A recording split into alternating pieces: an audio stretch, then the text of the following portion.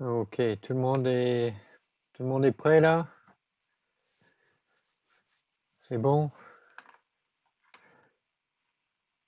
Ok, bon bah on va redémarrer. Donc je vais vous demander d'arrêter d'être hypnotisé par ma superbe capside qui tourne sur elle-même. Oh, si je peux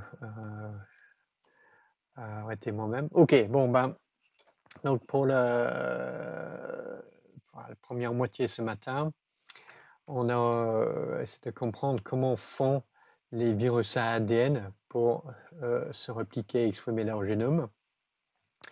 Maintenant, ce que l'on va faire, c'est de regarder plutôt les virus à ARN et aussi enfin un petit peu les rétrovirus. Et la grande différence pour les virus à ARN, c'est que tous ces virus ont absolument besoin d'une polymérase dépendant à ARN, dépendant de l'ARN. Et c'est une enzyme qui n'existe pas dans les cellules.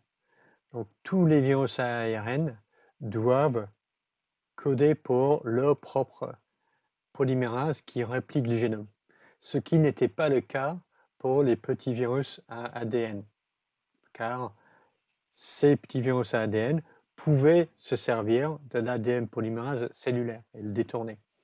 Donc cette option-là est impossible pour les virus à ARN.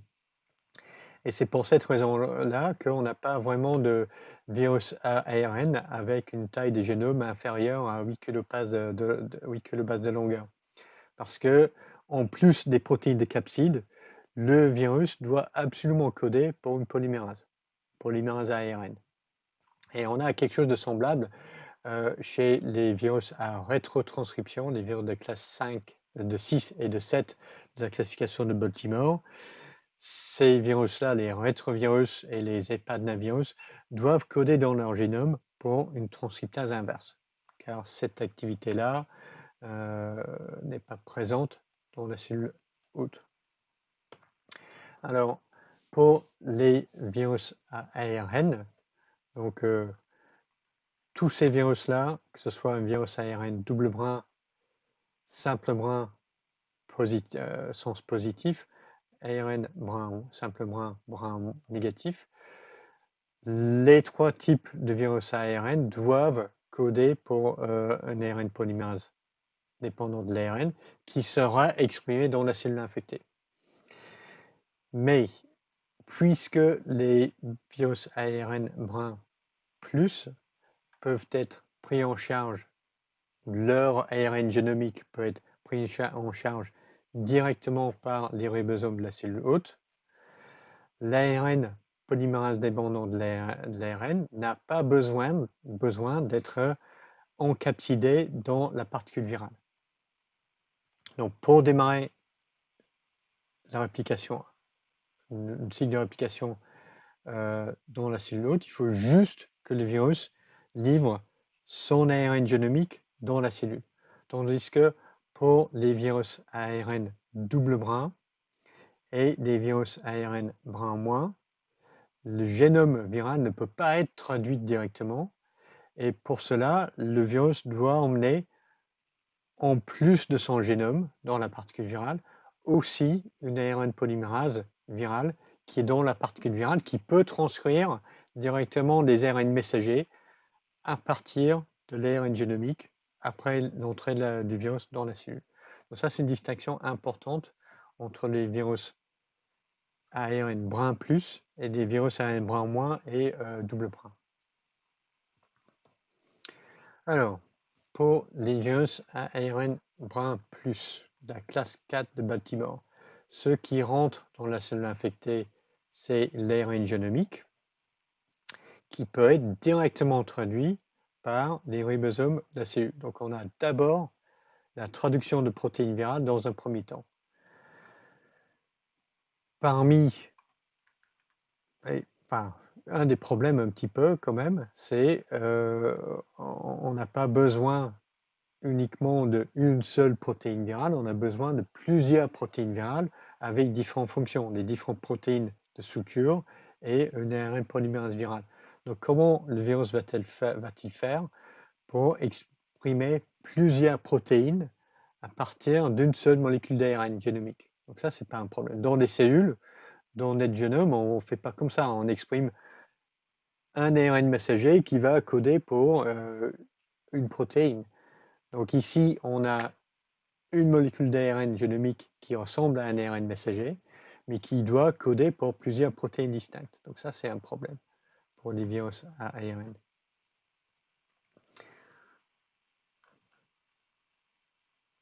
Ensuite, parmi les protéines virales qui doivent être exprimées, on doit avoir une polymérase ARN dépendante de l'ARN, et c'est ça qui va d'abord recopier l'ARN génomique en ARN brun moins. Souvent, on a un intermédiaire en ARN double brin qui sert à recopier plus de copies d'ARN brun plus. Donc, la réplication du génome, bon, c'est simple, on exprime un ARN polymérase dépendant de l'ARN.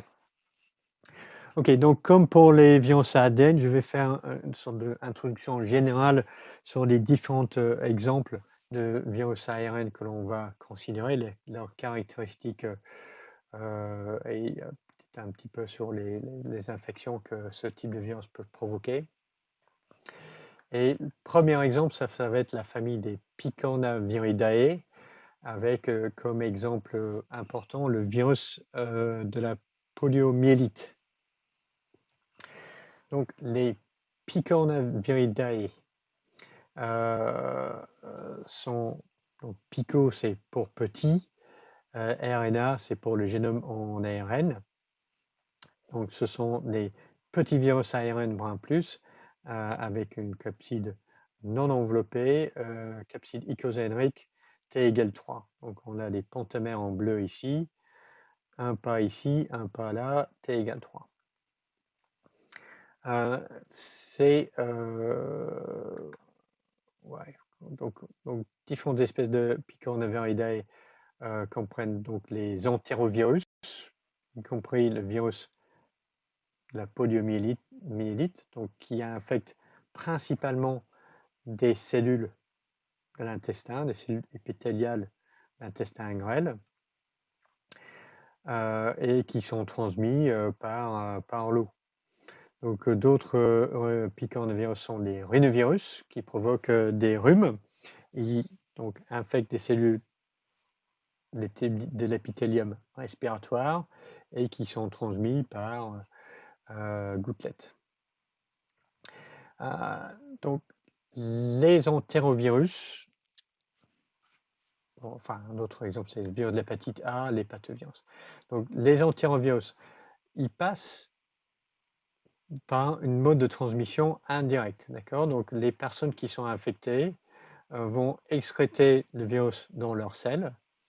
Les selles vont contaminer l'eau et l'eau qui va être ingérée par quelqu'un d'autre va démarrer l'infection. Donc le virus doit rester infectieux pendant une longue période entre août. Et ça, c'est possible pour les Picornaviridae parce que cette capside-là peut être extrêmement stable. On le trouve dans les eaux usées, on peut cultiver du virus à partir des eaux usées et le virus reste infectieux pendant longtemps. C'est aussi le cas pour le virus de la fièvre afteuse, qui est aussi un picornavirus très important pour les élevages de bétail. Donc, la fièvre afteuse, la particule virale est super stable, reste infectieux, il peut être transporté sur les poussières et il reste infectieux sur la poussière transférée dans l'air. Et donc, c'est une vraie caractéristique des Picornaviridae, c'est la stabilité de la particule virale.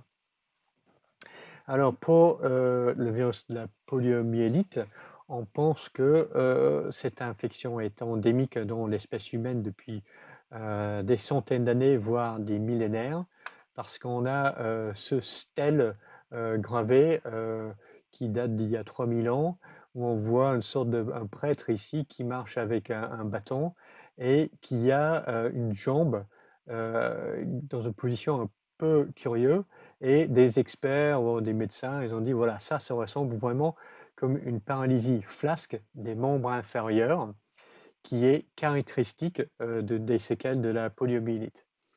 Donc, le virus, la poliomyélite est dangereux parce qu'en plus de son tropisme pour des entérocytes, il peut aussi infecter des neurones parce que le récepteur, le PVR, est également exprimé sur des neurones. Donc, le virus peut infecter le système nerveux central et qui peut donner une paralysie remontant, disons. Donc, c'est-à-dire que ce sont les membres inférieurs qui sont paralysés d'abord. Ensuite, c'est le diaphragme et le muscle intercostaux qui sont paralysés et c'est ça qui peut tuer des gens. Et après la récupération, les séquelles peuvent rester pour la vie. Donc c'est un peu insidieux parce que ce n'est pas 100% des infections par le virus de la poliomyélite qui vont donner des symptômes neurologiques. C'est plutôt de l'ordre de un enfant sur 200, un enfant sur 500 infectés vont avoir des symptômes neurologiques et éventuellement des séquelles permanentes. Et la plupart des infections vont être asymptomatiques. Donc c'est pour ça que c'est extrêmement difficile à contrôler et c'est un objectif de totalement éradiquer ce virus par la vaccination, mais malheureusement quelques foyers existent, notamment en Afghanistan et au Pakistan. Alors, notre type de virus ARN brun plus, ce sont les Flaviviridae, donc nommé après l'espèce type qui était le virus responsable de la fièvre jaune. Donc Flavus, c'est jaune-vert. Donc nommé après le virus responsable de la fièvre jaune. Donc la découverte de ce virus a été récompensée par le prix Nobel en 1951. Et la plupart des Flaviviridae, comme le virus de la fièvre jaune, sont transmis par des insectes, des moustiques ou des tiques, comme le virus de la dengue. Les Flaviviridae, donc ce sont des virus avec une capside icosahédrique, mais cette fois-ci enveloppée, avec un génome en ARN brun plus, un peu plus long que ce qu'on trouve chez les Picornaviridae. Et voilà, l'exemple qu'on va regarder, pour nous, c'est le virus de l'hépatite C, qui est un flavivirus responsable des hépatites chroniques, qui était très très grave, mais maintenant qui peut être entièrement guéri grâce à la mise au point des médicaments antiviraux. Donc il a été possible de développer ces médicaments antiviraux parce que on a d'abord identifié le virus en 1989. Ça, c'était important parce que c'était le premier virus qui était identifié par le clonage moléculaire de son génome d'abord et ensuite sa culture après. Donc, et cette découverte a valu le prix Nobel cette année. Alors, le virus de l'hépatite C, c'est quand même assez intéressant parce que c'est je pense que le seul flavivirus pour lequel on ne connaît pas vraiment de vecteur qui n'est pas transmis par des insectes ou des arthropodes. Donc, on a une transmission directe par le sang ou par des pratiques médicaux ou paramédicaux, comme par exemple, je sais pas, des soins dentaires ou des tatouages, des choses comme ça peuvent transmettre le virus. Ok, donc ouais, que dire pour l'hépatite C chronique? Si on attrape le virus, on a quelque chose comme 15 à 20% des personnes qui vont développer une hépatite aiguë, mais qui vont néanmoins éliminer leur virus. Donc on n'a pas de portage du virus, mais on a 80 ou 85% des personnes infectées qui vont développer une hépatite C chronique qui, si il n'est pas soigné par des médicaments antiviraux, va donner une hépatite progressive avec le foie qui est petit à petit détruit sur une période qui dure plusieurs décennies. Donc ça, c'est un petit peu la pathologie provoquée par le virus de l'hépatite C. Et dernier exemple, c'est notre virus du moment, n'est-ce pas? Les coronavirus, qui sont les virus ARN brun plus enveloppés avec des particules virales sphériques entourées d'une couronne des trimères de spicules que l'on aperçoit en microscopie électronique ici. À l'intérieur, la nucléocapside a une symétrie hélicoïdale, donc on a un long filament de nucléocapside composé de centaines de copies de la protéine de nucléocapside assemblées avec l'ARN génomique viral.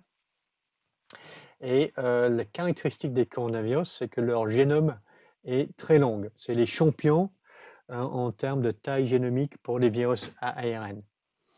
Et donc ça, c'est assez intéressant parce que les polymérases à ARN dépendantes de l'ARN, dans la plupart des cas, ne possèdent pas d'activité de correction d'erreur lors de la réplication du génome viral.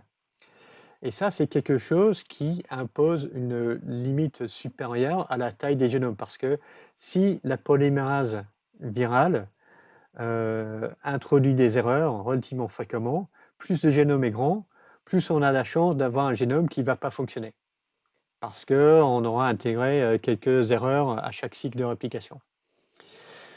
Donc, les coronavirus ont un génome plus long que celui observé chez les autres virus ARN brun plus, car la polymérase ARN dépendante de l'ARN des coronavirus est capable de corriger des erreurs. Donc, la réplication est plus fidèle, et c'est ça qui permet d'avoir un génome plus long. Alors, pour regarder un peu plus en détail la structure de la particule virale, donc vous devez peut-être connaître ça. Donc, la glycoprotéine de spicule qui forme la couronne est formée de trimères de la protéine S, c'est ça qui est responsable de l'attachement et l'entrée du virus. Dans l'enveloppe virale, on a une enveloppe virale qui comprend beaucoup de copies de la protéine M et un nombre moins important de copies de la protéine E. Et à l'intérieur, on a la nucléoprotéine avec l'ARN viral. Juste 4 protéines structurales dans la particule virale. Alors, différents coronavirus sont responsables des infections respiratoires. Certains aussi, chez la même famille, peuvent provoquer des gastroentérites. Donc ça, c'est assez intéressant parce que la plupart du temps, les gastroentérites virales sont provoquées par des virus non enveloppés. Mais certains coronavirus peuvent infecter l'intestin. Je ne connais pas très bien ça, mais je soupçonne que c'est une des capacités peut-être de la protéine M qui est encastrée dans l'enveloppe et peut-être de protéger l'enveloppe d'une disruption par les cellules biliaires qui sont capables de disperser des lipides. Donc, la plupart des virus qui provoquent les gastroentérites, qui se répliquent dans l'intestin, sont des virus nus, mais les coronavirus font exception. Donc, pour revenir sur les coronavirus humains qui provoquent des infections respiratoires, on a 4 coronavirus humains qui sont plutôt saisonniers. Donc, 2 alpha-coronavirus et 2 bêta-coronavirus. Et on a à côté de ça des nouveaux coronavirus. Donc, le SARS coronavirus 1 qui n'existe plus, mais qui était responsable des foyers d'infection en 2002-2003 au sud de la Chine et dont la diaspora chinoise dans différents pays. Donc, le SARS-CoV-1 était plus pathogène et moins transmissible que le SARS-CoV-2. On a aussi le MERS coronavirus. Donc MERS, c'est pour le Moyen-Orient. Et MERS, c'est pour syndrome aigu respiratoire sévère. Donc ça, c'est un peu la même chose pour le MERS. Donc ça provoque une syndrome respiratoire sévère, mais le virus vient du Moyen-Orient, donc c'est le Middle East virus. Donc ça, c'est un virus qui est transmis à partir des chameaux. Donc c'est responsable des infections qui sont extrêmement mortelles. On a un taux de mortalité de quelque chose comme 20-30% pour le MERS, mais comme le SARS-CoV-1, peu transmissible entre humains. Donc on a encore peut-être des centaines de cas par an au Moyen-Orient du MERS coronavirus. Ok, donc je ne vais pas vraiment faire un truc sur les pathologies. Donc on a une transmission par voie respiratoire, infection plutôt des voies respiratoires supérieures pour les coronavirus saisonniers, mais avec une transmission, une réplication du virus dans les poumons pour le SARS, pour tous ces nouveaux bêta-coronavirus, et la pathologie dangereuse observée chez le SARS-CoV-2, c'est une pneumonie lorsque le virus se réplique dans le poumon, et pas juste dans les voies respiratoires supérieures. Ok, donc pour les stratégies de réplication et de expression des gènes chez les virus ARN brun+. Donc chez les Picornaviridae, quand on regarde son génome, on voit que l'ARN génomique ne possède pas de coiffe en 5' de l'ARN, mais que l'ARN génomique est attaché à une protéine virale, qu'on appelle VPG. Et du coup, on se demande comment cet ARN viral peut être pris en charge par des ribosomes cellulaires. Parce que normalement, le ribosome va se fixer sur la coiffe 5' et va ensuite commencer la traduction à partir du premier codon d'initiation que l'on a sur l'ARN messager. Donc on aurait pu penser qu'au lieu de se fixer sur la coiffe 5', mais le ribosome cellulaire va se fixer sur la protéine VPG. Mais ça ne marche pas parce que ce que l'on voit dans le génome viral, c'est que les premiers codons d'initiation ne sont pas utilisés pour démarrer l'introduction. L'introduction démarre plus en aval. Et ce qui se passe, c'est que le ribosome cellulaire va se fixer sur ce qu'on appelle une IRES, un site d'entrée ribosomale interne dans l'ARN viral. Donc le ribosome va se fixer ici et ensuite va traduire à partir de ce codon d'initiation. Le premier codon d'initiation qui est en aval de l'IRES. Donc l'IRES, c'est une structure, c'est une séquence d'ARN qui prend une structure secondaire spécifique, et c'est cette structure secondaire, qui est une structure en 3 dimensions, qui permet la fixation, ou plutôt la formation de ribosomes sur cette région-là de l'ARN viral.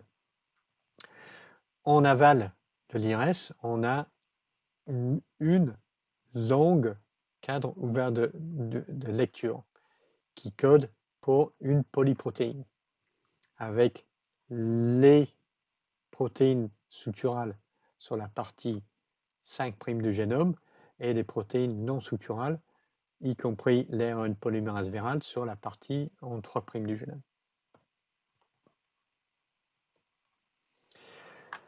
Alors, parmi les protéines structurales, non structurales du virus, on a la protéase 2A qui va cliver la polyprotéine virale d'abord ici pour séparer la partie P1 des parties P2 plus P3. Et la protéase 2A va aussi permettre de dégrader le facteur d'initiation de traduction eucaryote EIF4G qui reconnaît la coiffe 5' des ARN messagers cellulaires. Et de ce fait, le virus ou les Picornaviridae, parce que c'est une caractéristique partagée par différents Picornaviridae, mais le virus de la poliomyélite va pouvoir arrêter l'introduction des messagers, des ARN messagers cellulaires et utiliser tous les ribosomes cellulaires pour produire des protéines virales. Donc on a un détournement complet du système de traduction de protéines par le virus.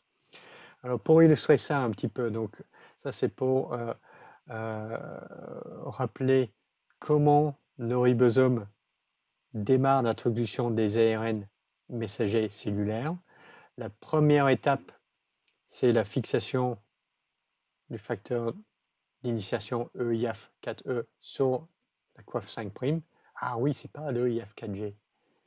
Ensuite, le EIF4G se greffe dessus et c'est le EIF4G qui recrute les autres facteurs d'initiation pour former le ribosome sur l'ARN messager. Chez les Picornaviridae, l'IRS se fixe sur permet de recruter le EIF4G et ensuite tous les autres facteurs d'initiation, de traduction sont recrutés. Pour les virus de l'hépatite C et les autres flaviviridae, on voit que l'on a également une IRS, mais le fonctionnement n'est pas le même.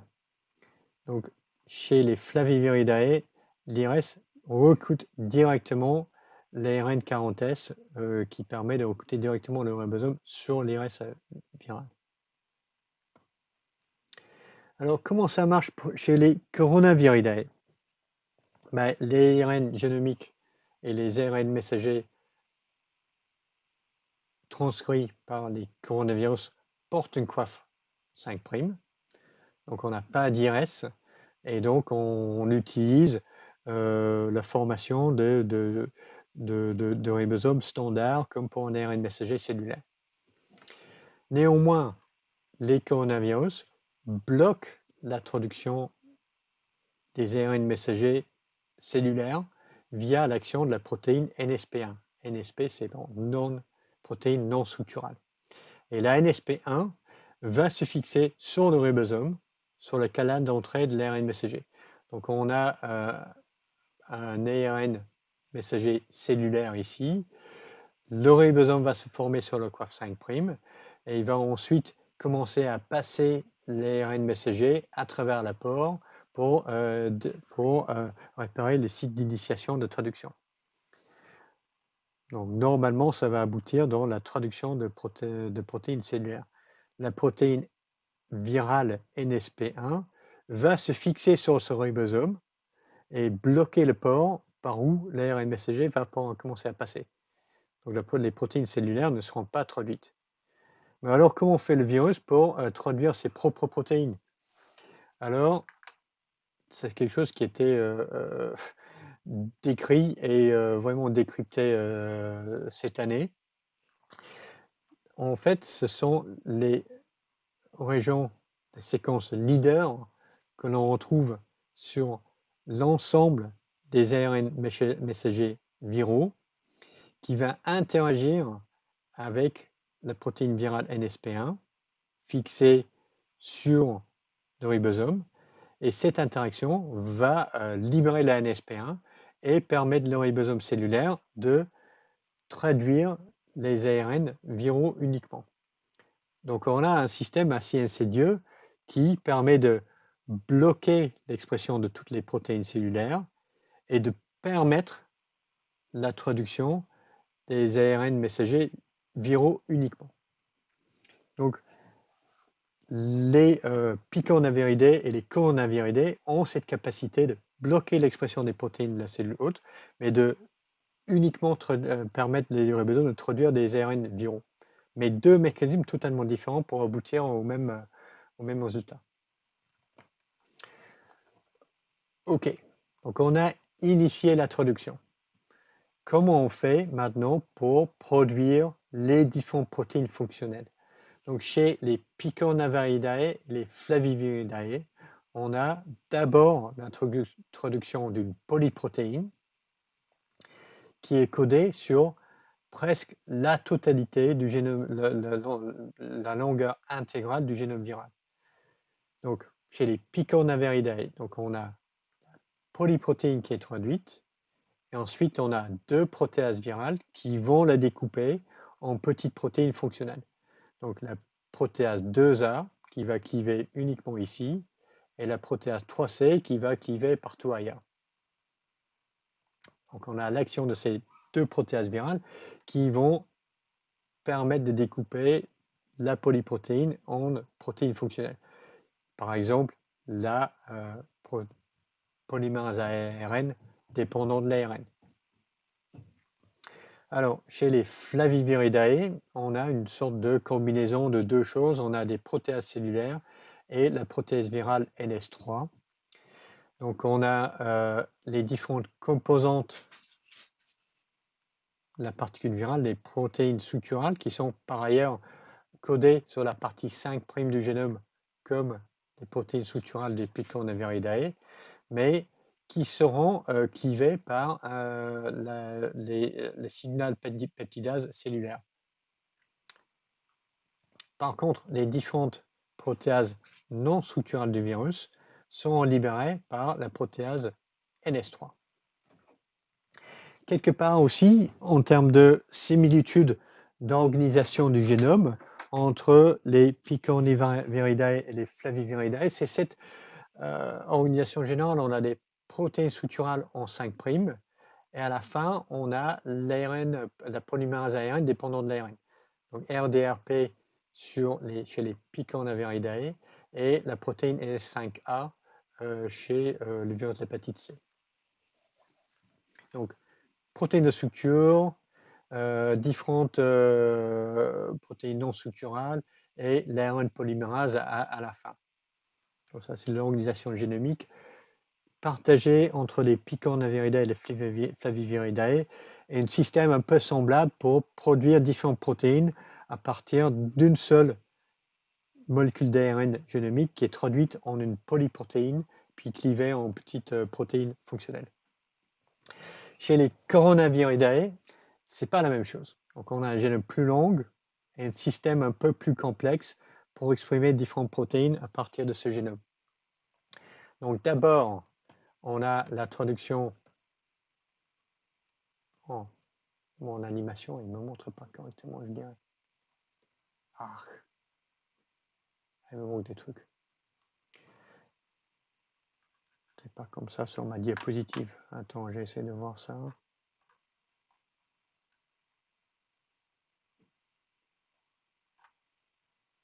Ah, oui, il me cache des trucs là.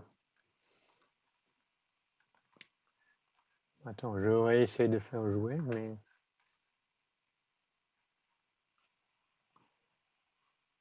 Non, il ne veut pas me les montrer. Bizarre. Hein.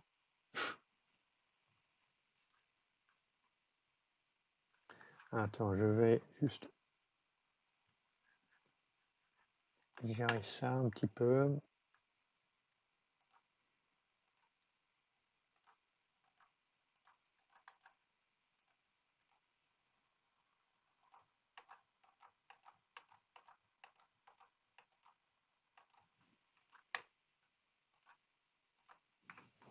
Ok, donc voilà, bon, en enlevant les animations, qu'est-ce que ça donne? Donc initialement, on a l'ARN génomique viral qui est dans le cytosol, et un peu comme pour les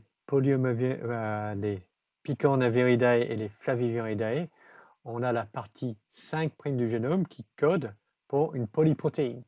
Donc ces polyprotéines, enfin 2 polyprotéines pour être plus exact. Donc ces 2 polyprotéines vont être traduites directement par le ribosome cellulaire. Dans la polyprotéine, on a une ARN polymérase, on a des autres protéines non structurales virales, notamment cette NS1 qui va bloquer l'expression des protéines cellulaires, et on a des protéases virales, la PL protéase et la protéase 3CL, qui vont cliver ces polyprotéines en différentes protéines fonctionnelles. Donc, l'ARN polymérase va permettre de synthétiser un ARN un intermédiaire en ARN double brin. Et cet ARN de double brin et les différents ARN brun moins qui sont transcrits permettront d'exprimer des protéines structurales en forme de ARN messager, avec chaque ARN messager qui va coder pour une protéine virale à la fois. Donc on a deux mécanismes ici. Donc d'abord on a traduction d'une polyprotéine et son découpage par des protéases virales. Ça c'est comme ce qu'on a vu avant. Mais ensuite, dans un deuxième temps, on a la synthèse de différentes molécules d'ARN messagers subgénomiques, c'est-à-dire qu'on a juste une partie du génome qui est représentée dans ces ARN messagers viraux, et ces ARN messagers vont coder pour les protéines structurales. Donc deux mécanismes. Ok, donc ça c'est pour l'expression des ARN et la traduction des protéines virales. Maintenant, comment font les virus pour répliquer l'ARN? Donc, selon le virus ARN, donc ils peuvent initier l'implication sans amorce. Donc, on a un polymérase ARN dépendant de l'ARN qui va juste se fixer sur la molécule d'ARN virale et commencer à la recopier. Donc, ça, c'est le cas chez les Flaviviridae et chez les Coronaviridae. Ou alors, chez les Picornaviridae, on a l'utilisation de la protéine VPG comme une amorce en protéine. Donc, l'ARN polymérase des Picornaviridae va commencer par ajouter 2 uridines sur la protéine VPG, et cette complexe VPG-PUPU va démarrer la recopiage, démarrer la polymérisation de l'ARN viral sur la séquence poly-A qui termine l'ARN du virus. Alors, de façon générale, ce qui se passe d'abord chez les Flaviviridae et les Picornaviridae, c'est que l'ARN génomique brun plus sera recopié en ARN brun moins. Donc on a un intermédiaire en ARN double brin qui sera utilisé pour recopier retransférer plein de copies d'ARN brun plus. Et l'ARN messager viral, c'est la même chose que l'ARN génomique. Chez les coronavirus, on génère des copies du génome plus de multiples ARN messagers viraux. Et il y a des petites astuces là-dedans parce que d'abord, on a la formation d'ARN brun moins longueur intégrale, mais on a également la formation des ARN brun moins qui sont plus courtes. Et chacun de ces intermédiaires en ARN brun moins sera recopié en ARN brun plus, qui sont des ARN messagers subgénomiques. Et ce que l'on a remarqué, c'est qu'on retrouve au début de chaque ARN subgénomique la même séquence leader que l'on retrouve à l'extrémité 5' de l'ARN génomique viral. Et il paraît que ce qui se passe lors de la transcription de l'ARN brun-moins, c'est que la polymérase ARN virale va démarrer ici, va commencer à synthétiser cet ARN brun-moins, puis à un moment donné, il va sauter d'ici et va recopier la séquence qui est ici pour former un ARN brun-moins subgénomique. Et ce système est important. Pourquoi? Parce qu'il faut absolument que la séquence leader se retrouve au début de chaque ARN messager viraux, parce que sinon, ils ne pourront pas être traduits. Parce qu'on a ce système avec la protéine virale NSP1 qui bloque l'introduction des ARN messagers qui ne portent pas cette séquence leader à l'extrémité 5'. Donc c'est à peu près comme ça que ça marche chez la réplication de l'ARN chez les Picorna, la Flavie et les Coronaviridae. Ok, donc ça c'était assez long pour moi, donc je vais vous proposer une petite question là. Et je vais démarrer ça ici.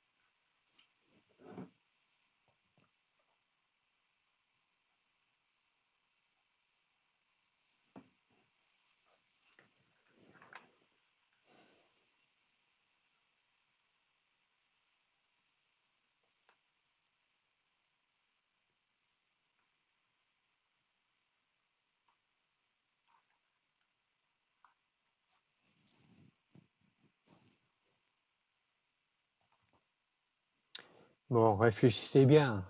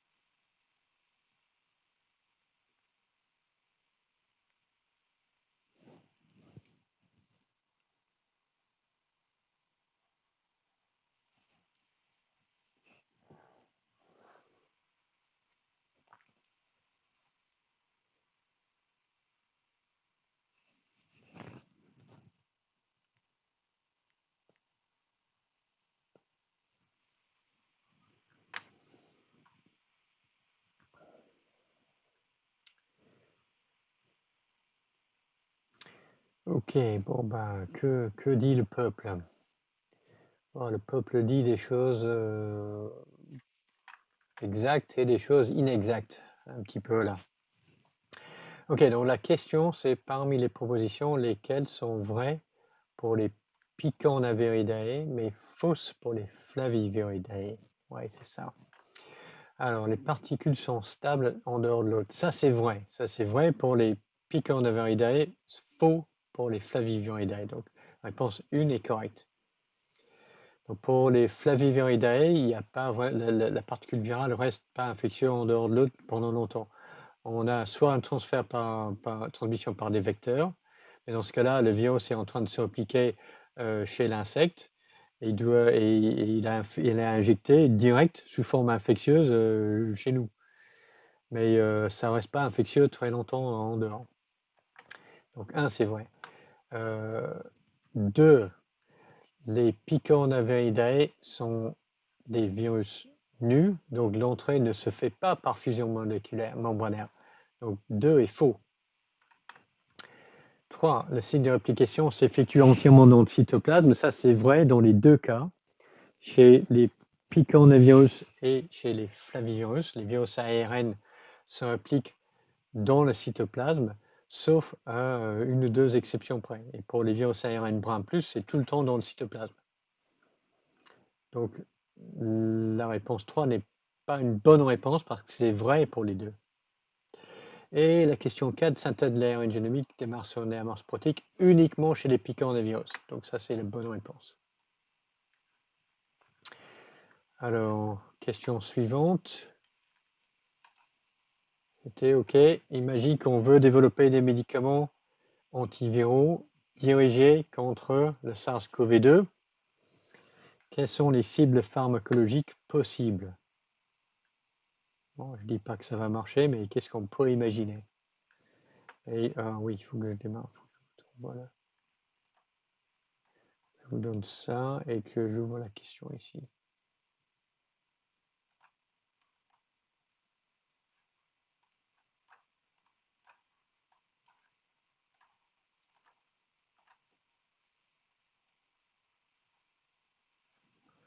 Oh, ça c'est bizarre, j'ai totalement caché mon browser là, pas possible.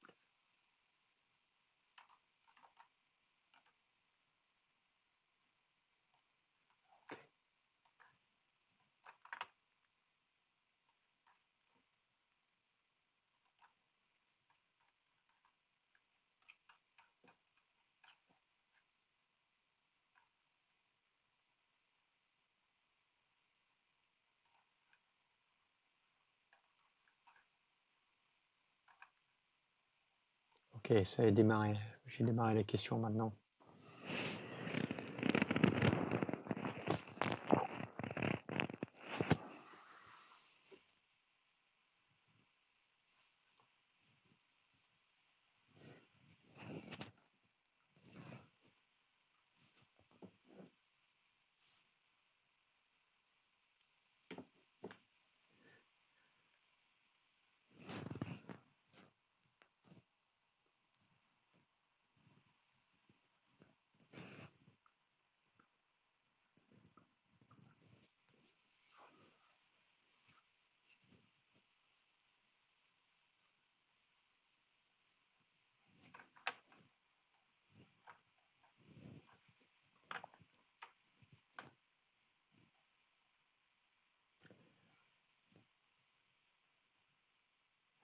Ouais, ça c'est assez bien la bonne réponse la plupart du temps.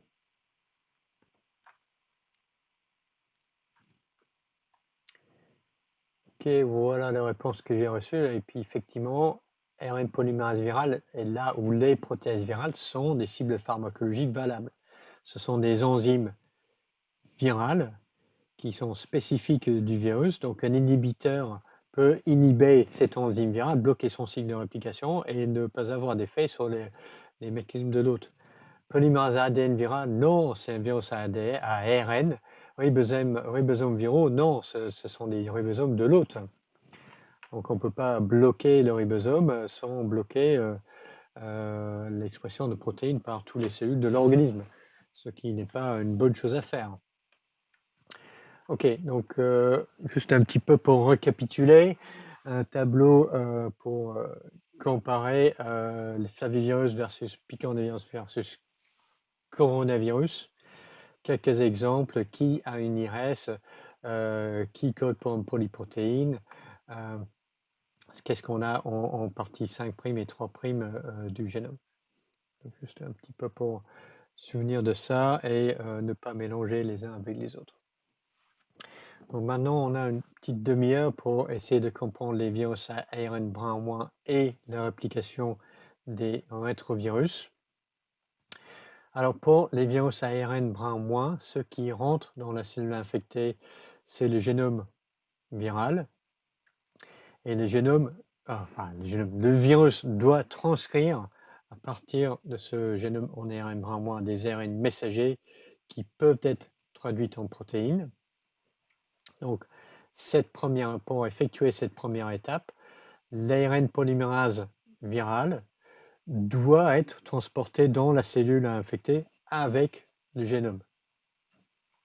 Et un des problèmes que l'on retrouve chez les virus ARN brin-moins, c'est comment transcrire plusieurs ARN messagers à partir d'une seule matrice en ARN brin-moins. Alors, l'autre rôle de l'ARN polymérase virale, c'est de répliquer le génome. Donc, on doit faire des copies d'ARN brin plus longueur intégrale du génome qui peuvent servir pour recopier le génome en ARN brin-moins. Alors, pour produire différents ARN messagers codant pour différentes protéines virales, on trouve une solution un peu intéressante chez les orthomyxovirus, les orthomyxoviridae, qui sont par exemple les virus de la grippe. Donc, les orthomyxoviridae, ce sont des virus enveloppés avec une nucléocapside hélicoïdale, mais le génome est segmenté. Ça veut dire que dans une particule virale, on ne retrouve pas une seule molécule d'ARN génomique qui code pour les différents gènes viraux, mais on retrouve 8 segments génomiques et globalement, chaque segment génomique va coder pour une protéine virale. Et donc, chacun de ces segments génomiques est un complexe d'ARN moins complexé avec la protéine, la nucléoprotéine du virus. Donc, on a des segments génomiques qui ont une structure un petit peu comme ça, avec l'ARN enroulé autour de la nucléoprotéine pour donner une sorte de forme de haltère avec des petits bouts d'ARN disponibles à chaque extrémité. Donc, chaque segment génomique est encapsidé en complexe avec les protéines PA, PB1 et PB2 qui forment l'ARN polymérase virale. Donc, on a ces trois boules jaunes qui sont censées représenter les protéines PA, PB1 et PB2 qui forment l'ARN polymérase virale. Et du coup, quand l'ARN génomique rentre dans le noyau pour le coup, parce que les orthomyxovirus sont exceptionnels parce qu'ils se répliquent dans le noyau. Ce sont des virus ARN qui se répliquent dans le noyau. L'ARN polymérase viral ici va pouvoir transférer l'ARN viral en ARN messager. Et le fait que le virus se réplique dans le noyau, c'est ça qui lui permet de coder pour deux protéines sur les segments génomiques 7 et 8 qui vont être codées par épissage alternatif de deux protéines sur le même ARN précurseur. Donc ça, c'est les orthomyxoviridae. Donc, en termes de maladies, donc le virus de la grippe provoque des infections respiratoires plus ou moins graves. Et un peu comme ce que l'on vient de voir avec le SARS-CoV-2, on peut avoir des épidémies, des pandémies grippales qui sont provoquées par une nouvelle espèce de virus de la grippe qui est transmis d'une espèce animale vers l'espèce humaine. Et c'est souvent les virus aviaires qui peuvent provoquer des pandémies mortelles qu'on a vues à plusieurs reprises au XXe siècle. Alors, l'autre grande famille de virus ARN brin-moins, ce sont les mononégavirales. Donc, c'est un ordre de virus qui comprend 1, 2, 3, 4 familles de virus. Donc, ce sont tous des virus enveloppés avec une nucléocapside à structure hélicoïdale avec un génome non segmenté. Donc, mononéga, c'est ARN brin-moins avec une seule molécule d'ARN dans la capside virale. Donc, chez les mononégavirales, on trouve vraiment des pathogènes très très méchants, extrêmement méchants, comme le virus de la rage, donc presque 100% de mortalité si on a une forme symptomatique. Les filoviridae comme les différentes espèces de virus Ebola, donc ils peuvent avoir des taux de mortalité de 50-60%. Et aussi, donc, ce sont des virus qui donnent des infections sporadiques chez l'être humain, mais on a quelques pathogènes spécifiquement humains, les virus du syncyte respiratoire et les virus de la rougeole qui provoquent des maladies chez l'enfant, mais qui sont néanmoins assez méchants. Hein. Donc, le virus du syncyte respiratoire, cette première cause de bronchiolite chez les jeunes enfants, est probablement la première cause d'hospitalisation pour symptômes respiratoires chez les enfants. Donc, le virus de la rubéole ici, les virus de la rougeole, on peut les prévenir par vaccination. Donc, on ne voit plus ça en France, ces infections, parce que ce sont les composants du vaccin ROR. Et tandis que pour le virus des syncyties respiratoires, on n'a pas de vaccin disponible. Donc, c'est encore un grand problème chez les enfants. Alors, pour le virus on va considérer le virus de la rage comme un virus typique des Rhabdoviridae et qui va nous représenter les mononégas virales. Donc, chez les Rhabdoviridae, on connaît 5 sous-familles qui infectent les vertébrés, les invertébrés et même les plantes. Donc ça, c'est assez stupéfiant. On a la même famille de virus qui peut affecter des hôtes qui sont si différents. Donc, on connaît ces virus principalement à cause de la rage chez nous et chez les chiens. Tous les rhabdovirus sont caractérisés par ces particules virales en forme d'obus. Donc, dès qu'on voit ça, on voit que c'est un rhabdovirus. Et ils peuvent former des particules virales vraiment qui remplissent le cytosol des cellules infectées et forment des inclusions cytosoliques caractéristiques. Alors, la plupart de nos connaissances sur la biologie moléculaire des Rhabdoviridae viennent ou vient de l'étude du virus de la stomatite vésiculaire, qui est un virus qui infecte, je pense, des vaches, puis aussi infecter peut-être des cochons. Mais et c'est un virus, c'est un rhabdovirus qui n'est pas pathogène pour l'être humain, donc on peut le techniquer dans des conditions de laboratoire qui sont beaucoup moins stringentes que des conditions que l'on doit utiliser pour techniquer le virus de la rage, par exemple. Donc tout ce qu'on connaît au niveau moléculaire, ça vient initialement des études sur le VSV, ensuite confirmé chez le virus de la rage. Alors, comment ça marche? Bon, une chose que l'on doit comprendre chez les virus ARN brun-moins, c'est que ce qui rentre dans la cellule infectée, c'est pas juste l'ARN libre, c'est l'ARN complexé avec la protéine de nucléocapside.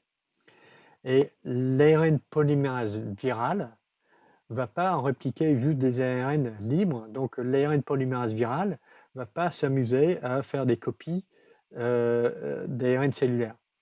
L'ARN polymérase virale chez les virus ARN brun-moins sera active uniquement sur les molécules d'ARN complexées avec la nucléoprotéine virale. Donc directement, elle va être spécifique de la réplication d'ARN viral. Donc on a une initiation sans amorce, donc on n'a pas de l'équivalent de VPG chez les virus ARN brun-moins, chez les mononégas virales, et on a une initiation de la réplication qui peut démarrer soit à l'extrémité 3' de l'ARN matrice, ou alors des séquences spécifiques à l'intérieur de l'ARN. Alors pourquoi c'est important ça? Alors si on regarde l'ARN génomique du virus VSV, virus de la rage, des Rhabdoviridae, on le représente plutôt dans l'orientation inverse, avec le 3' ici et le 5' par là, parce que c'est un virus, c'est un ARN en moins. Et on voit, on a plusieurs cadres ouverts de lecture codés dans le génome, pas une polyprotéine. Donc ce qui va se passer, c'est que l'ARN polymérase virale et la phosphoprotéine virale vont se fixer sur l'extrémité 3' du génome et ils vont démarrer la transcription à la première séquence intergénique ou alors au début de l'ARN en 3'. Donc si on démarre à la première séquence leader, à la première séquence intergénique, on va générer un ARN messager.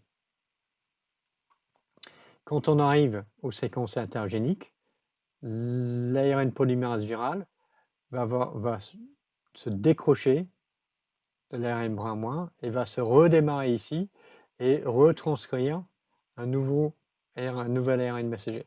Donc à chaque séquence intergénique, on a le décrochage de l'ARN polymérase, son réaccrochage, décrochage, réaccrochage, et c'est comme ça qu'on va pouvoir transcrire plusieurs ARN messagers à partir d'un seul ARN brin matrice.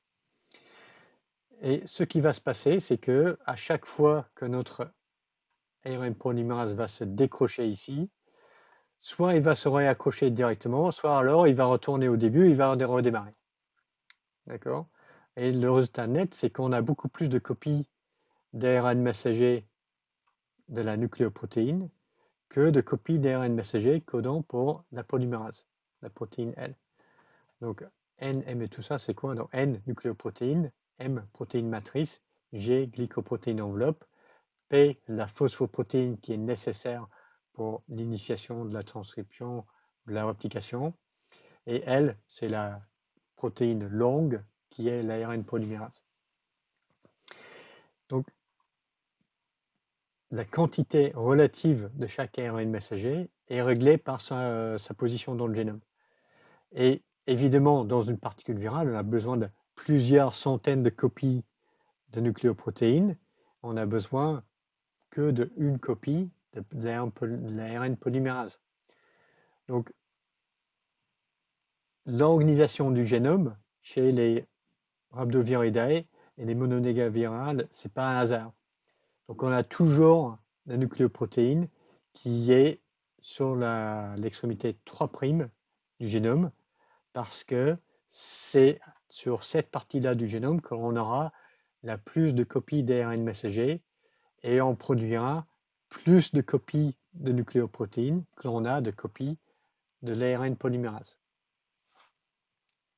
Et effectivement, si on s'amuse à bouger un peu l'ordre des protéines codées sur le génome, on voit que le virus réplique beaucoup moins bien. Alors, cette histoire de décoller et recoller sur l'ARN brin- qui sert de matrice, comment ça marche. Et on voit que sur chaque séquence intergénique, on a 7 uridines. Et l'ARN polymérase virale a tendance à glisser sur ces séquences d'uridines. Et le résultat, c'est de rajouter plein de adénine. Ça, c'est utile pour le virus parce que ça permet de générer un ARN messager avec une queue poly-A. Et donc, l'ARN polymérase virale va faire ça plusieurs fois jusqu'à s'y rajouter 200 adénines. Et puis, finalement, bon, bah, il va se décoller et puis il va redémarrer l'initiation de la transcription sur le site intergénique pour commencer à faire un ARN messager sur le prochaine séquence codant pour un gène. Et chose intéressante, la polymérase ARN virale est capable de rajouter une coiffe 5' sur les ARN qu'il transcrit. Donc, il n'est pas dépendant de l'ajout d'une coiffe 5' par des enzymes cellulaires. Parce que ces enzymes-là se retrouvent où? Dans la cellule, dans le noyau. Or, le virus, il se réplique, lui, dans le cytoplasme. Donc, il doit effectuer cette fonction lui-même. C'est aussi le cas pour les coronavirus d'ailleurs. C'est un polymérase associé à d'autres protéines qui peuvent rajouter une coiffe en 5'. Donc ça, c'est pour synthétiser des ARN messagers et coder pour exprimer différentes protéines virales à partir d'une seule ARN brin moins. Mais le virus doit aussi transcrire des copies ARN brin plus qui couvre la totalité du génome. Parce que c'est ça qui va lui permettre de se repliquer son génome.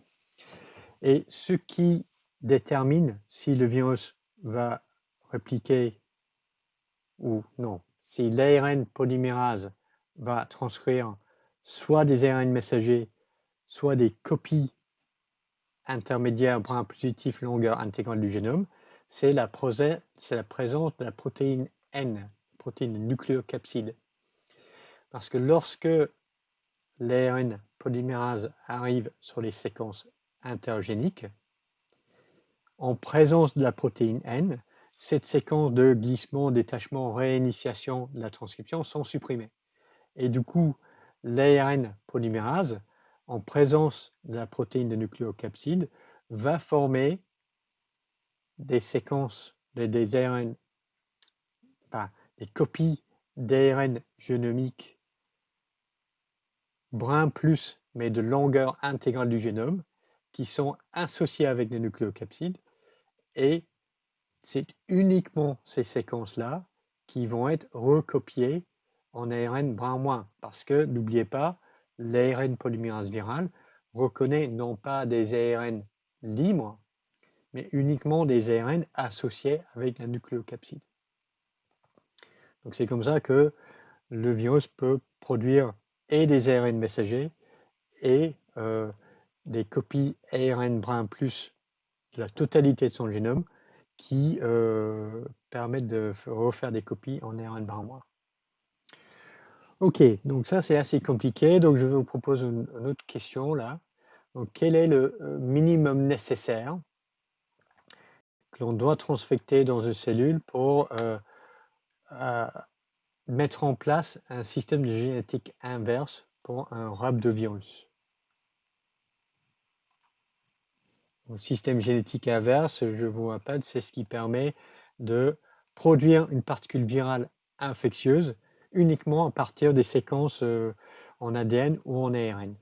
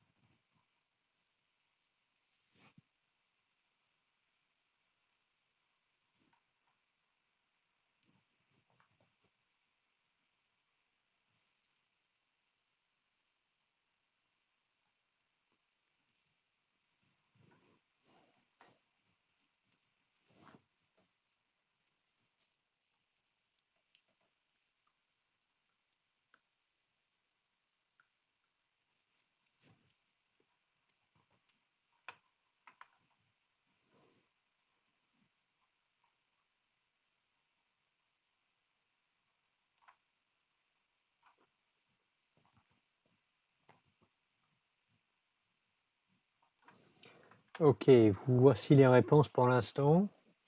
Donc, personne n'est tombé dans le piège 1. Effectivement, l'ARN génomique, tout ça, ça ne peut pas marcher. C'est en brun moins, donc il ne peut pas être traduit en protéines. Donc, 1, c'est faux.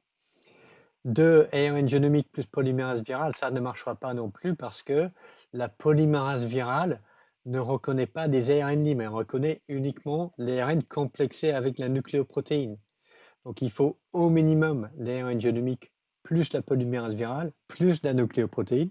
Mais finalement, ça c'est pas suffisant non plus parce que la polymérase virale a besoin de la phosphoprotéine pour se fixer au site d'initiation de la réplication au début de l'ARN génomique complexé avec la nucléoprotéine.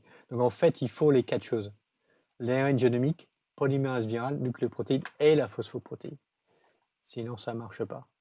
Donc c'est un peu plus complexe que les systèmes de génétique inverse pour les virus ARN brun plus. Ok, donc ce qui nous laisse uniquement les rétrovirus à faire. Donc, je vais essayer de terminer parce que je pense que c'est important de terminer aujourd'hui sur tout ce qui est en lien avec la stratégie de réplication et d'expression des génomes. Alors, les rétrovirus, donc classe 6 de Baltimore. Donc, chez les rétrovirus, on a des spuma et des orthorétrovirus. Et chez les orthorétroviridae, on a des alpha, bêta, gamma, delta, epsilon et les rétrovirus et les lentivirus. Donc, les lentivirus sont les virus, enfin, tous les rétrovirus sont les virus enveloppés avec un ARN brun plus à l'intérieur. Chez les lentivirus, la forme de la capside est très particulière. On a un nucléocapside en forme de une sorte de forme conique, mais néanmoins, la symétrie de ce truc-là est icosaédrique. Chez les autres rétrovirus, la nucléocapside a une structure plus sphérique. Cette structure-là en forme de cône, c'est typiquement et uniquement chez les lentivirus. Alors, les rétrovirus humains, on connaît le HTLV1, découvert en 1978, qui est responsable de différents types de cancers. Ouais, différents types de cancers, de leucémie T plutôt au Japon, et provoque aussi une maladie un peu neurologique, mais plutôt dans les Antilles.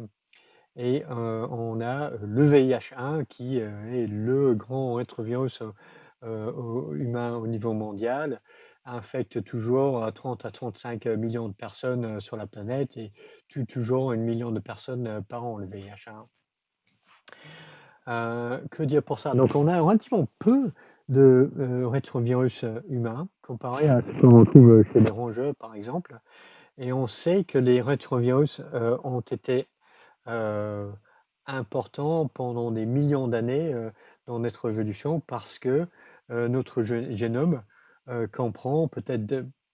consiste peut-être à 10% de notre génome est composé d'éléments rétroviraux qui viennent de rétrovirus qui ont inséré leur génome dans notre ADN et chez les cellules germinales et qui ont ensuite ont été intégrés dans notre génome. Donc, les rétrovirus font partie importante de notre biologie, mais plutôt indirectement. Alors, le cycle de réplication d'un rétrovirus.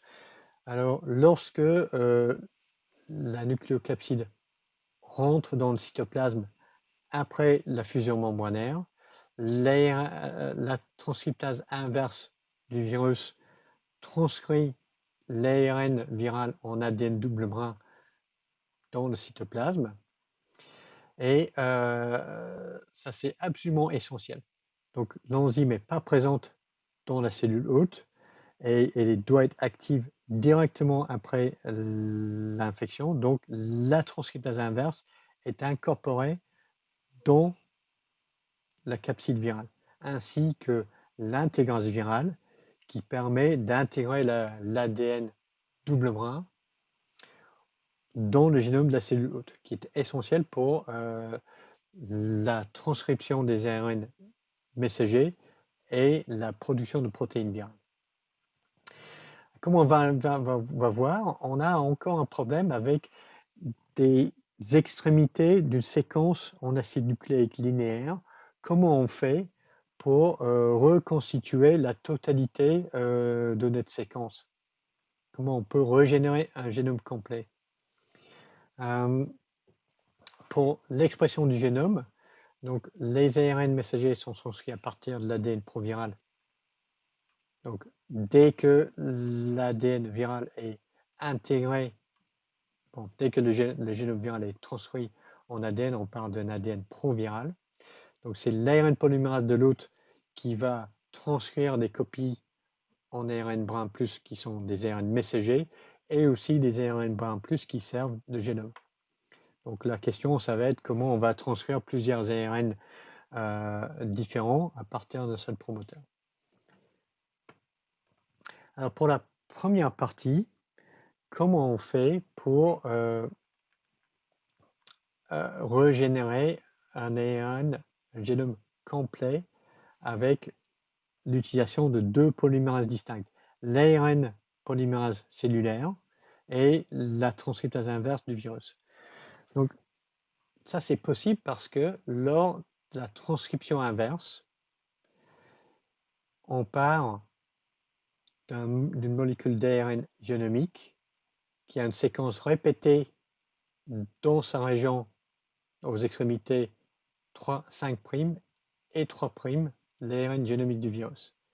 Et on a également des séquences uniques en région 5' et uniques en région 3' de l'ARN génomique. lors de la transcription inverse, on génère des séquences répétées, les LTR, Long Terminal Repeats, et on voit que cette séquence U3 a été recopiée en amont de la région répétée R. Et on retrouve cette même séquence U3R, et, voilà, et que la séquence U5 était recopiée en aval de la séquence R sur l'autre extrémité du génome. Pourquoi c'est important ça? Parce que c'est la séquence U3 qui contient le promoteur viral. Donc l'ARN polymérase cellulaire qui va retranscrire l'ARN génomique viral va démarrer avec la fixation du facteur de transcription cellulaire sur la région U3. La transcription démarre ici, et c'est ça qui va permettre de régénérer un génome complet du virus par l'ARN polymérase cellulaire. Donc cette tour de passe-passe avec les séquences U3 et U5 lors de la transcription inverse du virus est absolument essentielle pour régénérer un génome complet. Donc, comment ça marche? Ok, bon, je ne vais pas le faire aujourd'hui parce qu'on n'a plus le temps, mais si ça vous intéresse, je conseille tout le monde de regarder un petit peu la vidéo, comment ça marche, les différentes étapes de la transcription inverse pour générer une ADN proviral complet avec la séquence des LTR. Alors, une fois que l'ADN proviral est intégré dans les chromosomes de l'hôte, l'ARN polymérase cellulaire peut transcrire l'ADN proviral et former différents ARN messagers par épissage alternatif. Donc on a un seul promoteur viral et les différents ARN messagers sont générés par épissage alternatif. Les gènes précoces, ce sont les gènes multi-épicés. Donc NEF, REV, TAT, VIF, TAT, REV et NEF, ce sont des transcrits multi-épicés. Donc ces gènes-là vont être transcrits d'abord, traduites d'abord. Ensuite, pourquoi on aura des formes mono ou non épicées qui seront exprimées après? Parce que dans la séquence codante ici, là, on a une structure dans l'ARN viral qu'on appelle le RRE, Rev Response Element. Donc la protéine REV, lorsqu'elle est exprimée, va se fixer sur la RRE qui se contient, que l'on retrouve dans les ARN non épicés et monoépicés. Et ce complexe REV-RRE permettra l'export des ARN messagers mono et non épicés. Donc, chez les rétrovirus, on a un petit peu de contrôle d'expression des gènes précoces et tardifs, comme ce qu'on a vu chez les virus à ADN. Et ça, c'est contrôlé par la protéine précoce REV. L'ARN non épicé, ça, c'est ce qui va être empaqueté dans les particules virales en tant qu'ARN génomique. Un autre aspect important de l'ARN non épicé, c'est qu'elle code également pour des polyprotéines GAG et GAG-POL. Et ces polyprotéines vont être clivées par la protéase virale. Donc, comment on fait pour traduire deux polyprotéines à partir du même ARN messager? Donc, normalement, la traduction d'un cadre ouvert de lecture va s'arrêter au premier codon stop. Mais chez les rétrovirus, on a un contrôle, enfin chez en tout cas le VIH1, on a un contrôle de cette utilisation du cadre stop parce que juste en amont du codon stop, on a une structure particulière de l'ARN en une sorte de pseudo, en un nœud, ou plutôt un pseudo-nœud. Et du coup, le ribosome va buter contre ce nœud et de temps en temps, ça va le faire reculer en cadre ouvert de lecture. Et donc, du coup, si le cadre ouvert de lecture est en -1, le codon stop ne sera pas lu comme un codon stop. Et du coup, le ribosome peut lire à travers le codon stop et continuer à traduire la polyprotéine Pol. Donc on voit que le cadre ouvert de lecture est différent ici, entre GAG et Pol. Donc la traduction de la polyprotéine GAG-Pol est accompagnée du glissement de ribosome d'un nucléotide seulement, et du coup on saute le cadre ouvert de lecture, et c'est ce qui permet de lire à travers le codon stop. Alors, Pol, c'est censé être pour polymérase, mais en fait, la région Pol code pour les 3 enzymes nécessaires pour la réplication virale, la protéase, la transcriptase inverse et l'intégrase. Et c'est la protéase virale qui clive les polyprotéines GAG-Pol et GAG en leurs constituantes fonctionnelles. Protéase, transcriptase inverse et intégrase qui sont codées sur le cadre ouvert de lecture Pol.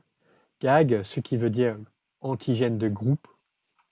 C'est de ça que vient le nom GAG. Mais les constituantes de la polyprotéine GAG sont la nucléocapside qui se fixe directement sur l'ARN génomique viral, la capside qui forme cette structure conique pour les lentivirus et la protéine matrice. Ok, donc on a fini le temps, donc je vais laisser ça pour une autre fois. Et je vais juste vous passer la diapositive récapitulative de diapositive de conclusion pour les virus ARN brun plus et moins et les rétrovirus. Donc, tous les virus ARN possèdent une polymérase ARN dépendante de l'ARN. Un des problèmes pour les virus ARN, c'est comment distinguer l'ARN viral de l'ARN cellulaire. Pour les virus ARN brun moins vont répliquer uniquement les ARN viraux complexés avec la nucléoprotéine virale. Pour les virus ARN brun plus, pour exprimer différents gènes à partir d'une seule molécule d'ARN génomique, rôle de l'IRS et des protéases virales, donc expression d'une polyprotéine chez les Flaviviridae, les Picornaviridae et les polyprotéines AA et AAB chez les coronavirus. Chez les coronavirus, on a aussi l'expression de différents ARN messagers subgénomiques. Pour les virus ARN brun moins, pour les orthomyxoviridae, bon, le truc c'est que chaque segment code pour une protéine, donc c'est un peu de la triche, donc on n'a pas besoin d'exprimer différents ARN messagers. Et chez les mononégavirales, ce système d'arrêt et redémarrage à partir sur des séquences intergéniques qui permettent de générer plusieurs ARN messagers à partir d'une seule matrice en ARN brun moins. Et pour les rétrovirus, on a une sorte de curieux mélange de différents mécanismes qu'on a vus auparavant. Donc la polymérase est associée avec l'ARN dans la particule virale. Donc cette fois-ci, la polymérase, c'est la transcriptase inverse. Ça, c'est un petit peu comme les virus ARN brun moins. On a une expression d'une polyprotéine et une protéase virale pour les polyprotéines GAG et GAG-Pol. Donc ça ressemble à ce qu'on a vu chez les virus ARN brun plus. Et on a l'utilisation d'épissage alternatif pour exprimer différents gènes viraux à partir d'un seul promoteur. Et d'ailleurs, c'est ce qu'on a trouvé, je ne l'ai pas souligné, mais on a ça chez les Polyomaviridae, l'antigène des protéines précoces, l'antigène grand T et l'antigène petit t sont exprimés à partir du même promoteur par l'épissage alternatif. Et ça, c'est ce qui permet les rétrovirus d'exprimer différentes protéines à partir d'un seul promoteur. L'utilisation de l'épissage alternatif. Ok, bon, bah, je vais m'arrêter là et je pense qu'on va devoir chercher un autre créneau à partir peut-être de la semaine 10 quand on reviendra après les vacances de février. Donc par la suite, on va démarrer les TP la semaine prochaine. D'ici là, j'aurai mis le poly mis à jour avec, j'espère, le protocole pour un petit test SARS-CoV-2 pour tout le monde. Ok, ça va pour tout le monde? Ok. Bon bon appétit, bonne fin de journée.